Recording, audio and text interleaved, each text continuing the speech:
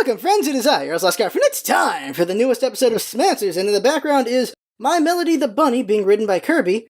And if you're wondering, I am not a creep, I have a niece and a sister. I might still be a creep. Don't be fooled by the neckbeard, okay? It's winter, and I just want to be warm. When winter is over, this will get shaved a lot more often, but let's stop talking about me, let's start talking about Smite. So the first question is, what about Doom Orb for Scylla? Well, Scylla is very effective with her escape because she's got the ward escape, so she can use Doom Orb. But the thing about escape gods compared to sustain gods when they use the Doom Orb is, when you have Heartseeker or Doom Orb, the enemies should be focusing you. You should be priority number one to make your Doom Orb or Heartseeker useless. Scylla has an escape, which means when your enemies are fighting you, they should be coordinating that one of them makes you lose your escape, and that two other gods are killing you after you use your escape. That should be really what they're trying to do there. And a smart team is able to do that, or they just tower dive and go after you there.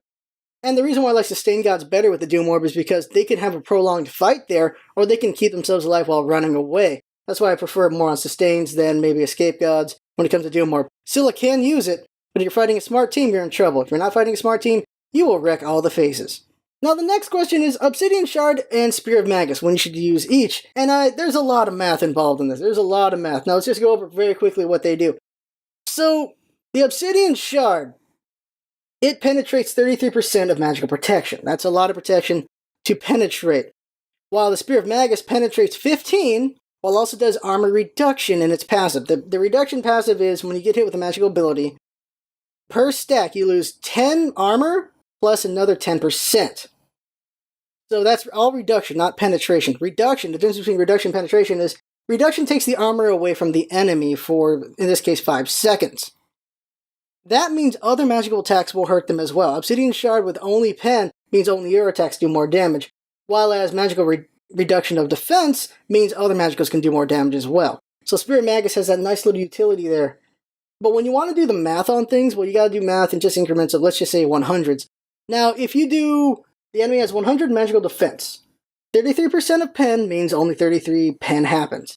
While as Spear of Magus on the first stack will take away 35 armor. That's 15 from the pen, plus 10 reduction, the flat 10, and then 10% reduction, which would be another 10. So that's 35. Now, if you get the 2 stacks, it becomes 55 pen. As you can tell, that is better than the Obsidian Shard at 100 magical defense. At 200, it stays the same. You're looking at about 66 pen from Obsidian Shard, 45 from Magus' first hit, 75 from the second hit. Now you go to 300, which is near the cap, you get 99 from Obsidian Shard, while as Magus would do 55 on the first hit and 95 on the second hit. So Obsidian Shard is better at the final part of it. Now the reason why Obsidian Shard is maybe more popular than Magus is because Magus, you have to get those 2 hits to make it more effective, and a lot of gods, you're usually only hitting with 2 magical abilities for all your bursts, and maybe your ultimate for that as well. So shooting Obsidian Shard is more popular in that way. But just doing the math, I'm realizing Magus is actually way better. When you think about it, if you can get the 2 hits, not only can you hit harder on your third magical hit, but so can your teammates that are magical. So your Guardian can do more. If you have a second magical, they can do even more damage. So Magus is looking really good to me. Very good. And most gods are able to rattle out 2 magical attacks and within 5 seconds do another magical attack if they can keep the fight going long enough. You got the gods with this low cooldown like Hebo and Nox to an extent, and even Chang'e because of what her 1 and 3 can do. Then other gods who can just do a lot of damages over time. You got Anubis, Agni, Chronos to an extent with his 1 and his 3 can do multiple things.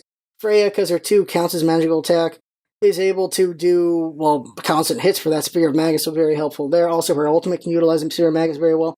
There's a lot of gods who can utilize the Spear of Magus a lot, and considering the teamfight implications as well, Spear of Magus looks really good. And it's not only mages, Guardians can use it kind of well as well. Sylvanas with his Whisk can use it well, Bacchus' Belch can use that utilization very well, and Ares with his Chains and his Flame can also reduce armor pretty well as well. So, I'm really liking the Spear of Magus mathematically. I'm liking the Obsidian Shard a lot less right now, but it really depends on, I guess, your burst potential and just how many hits can you really get in there during a fight.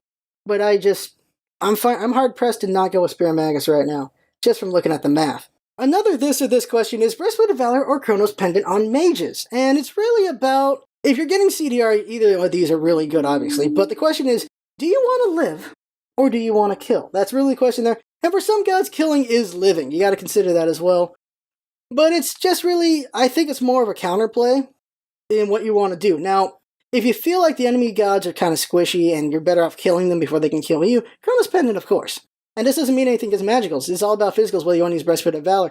Now, if I'm fighting Loki on the other team, that burst of Loki, Breastplate of Valor will keep me alive long enough to maybe do something about Loki. That is for sure. Maybe even Bastet, because of all the hits she can do. Certain gods can burst you very well with physical power. Breastplate of Valor can keep you alive long enough to kill them or to get the hell out of there. Chronos Pendant is all about killing them before they can kill you. So it's really, what do you think will work best for you? And it's more counterplay choices than just cookie-cutter building. Although, you can consider that more so with the Guardians. Guardians of Breastplate of Valor, once they have that protection, they don't have to worry about physical as much. They can go ahead and get some more magical defense, or just go for power, or get sovereignty if they want to round it out even more. Maybe even Magi's Blessing. There's a lot of things a Guardian can do, but as far as mages go, it's really more about counterplay in my opinion.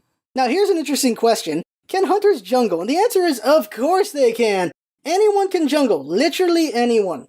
I have one with Jungle Ares, Jungle Sobek, Jungle anything works, if you have teammates willing to help you out with this.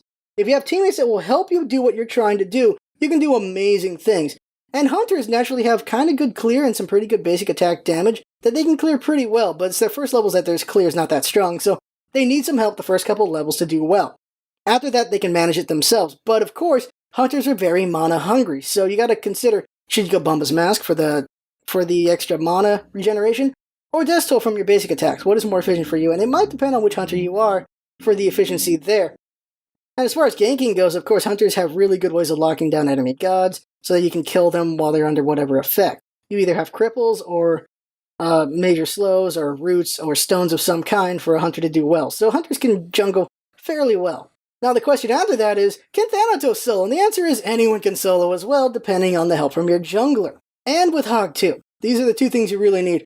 If your jungler puts a lot of pressure on the lane against the enemy soloist, and maybe the enemy jungler as well, you can make anything possible. Your first levels for most gods is not so great. They don't have the best clear, at least the ones that aren't mages. Their clear is not so strong, so they have to have a little bit of help to do well. Thanatos, let's go specifically about Thanatos.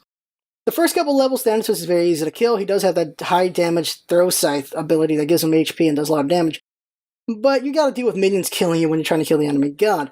Once you're strong enough to clear minions effectively well, then you can do something about the enemy god. What really you can do is you just beat up on the minions, and if the enemy god gets too close, you hit them with your silence attack, and then you throw your scythe at them, doing a lot of damage at them and also healing you.